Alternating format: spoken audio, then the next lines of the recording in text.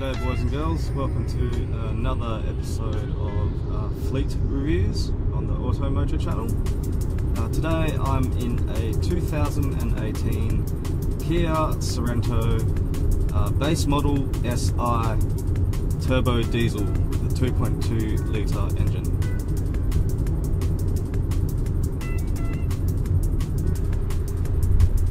So while this is the base model or poverty spec, I'm actually really impressed at the quality and the amount of features Kia have managed to pack in to this medium to large SUV. I've driven some older Kias and I've had some horrible experiences from the early 2000s, and it's definitely a different brand nowadays.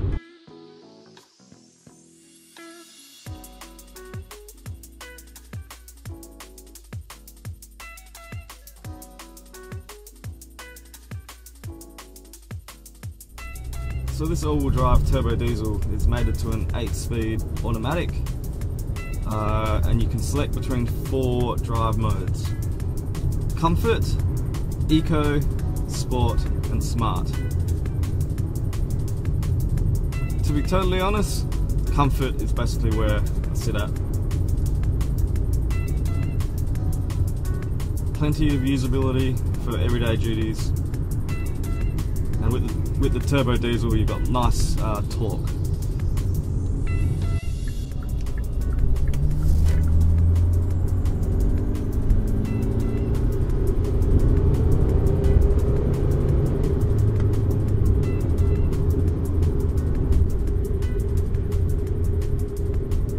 Gears change quite well. As I said, I use that mode most often. So this is our Eco mode.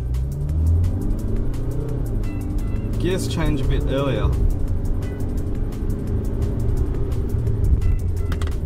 It's only slightly quicker and lower revs that it changes. Sport mode.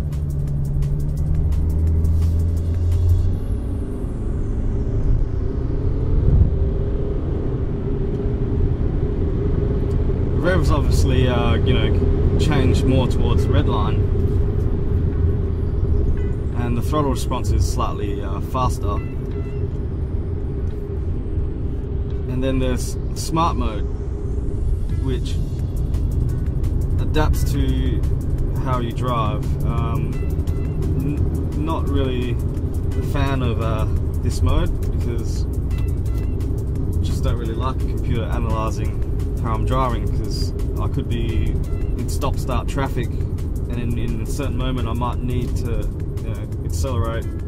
I just don't want a computer to be relying on a computer's algorithm to be figuring out settings. So generally don't really use that mode. As I said earlier, comfort mode is basically the best of all the settings, in my opinion, for daily driving anyways.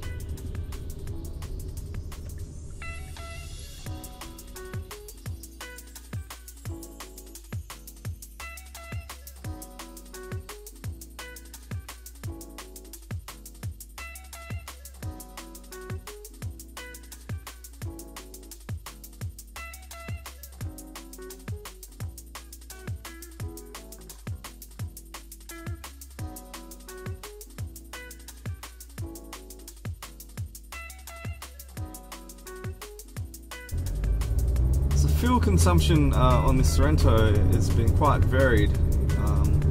I've managed I think 7 litres per 100 kilometres in comfort mode, which I haven't been able to beat in eco mode. So I'm not too sure whether it's just my style of driving or the differences between the settings. And in the sport mode, I've managed 9.4 litres per 100 kilometres, which it's not the best, but it's not too bad for a car this size. Keep in mind the revs are hanging higher and stay higher before they change gears, unless you manually shift it in manual mode. So yeah, sport mode not the best for daily driving. And speaking of gear changes, this 8-speed auto, the gearing is actually quite good and the shifts are quite smooth, so no complaints on this for this car. One little minor niggle, and this is just really me nitpicking, I just prefer the up gear and down gear, plus and minus, to be reversed the other way around. It's just a personal, you know, preference, but something that's easily adjusted to.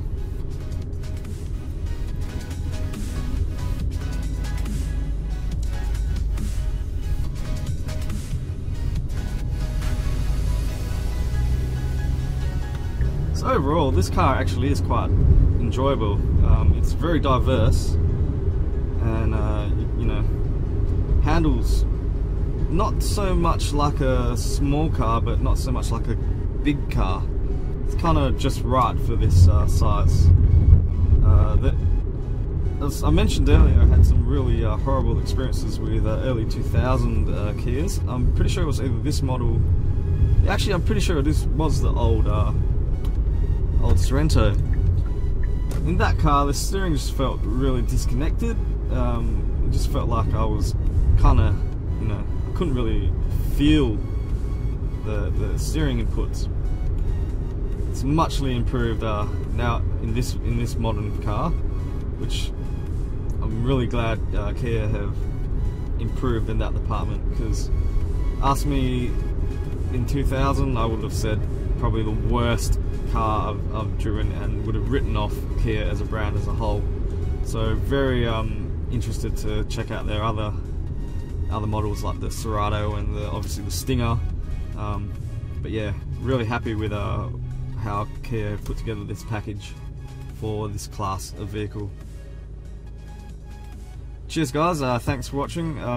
If you'd like to see more, please subscribe and put some comments in.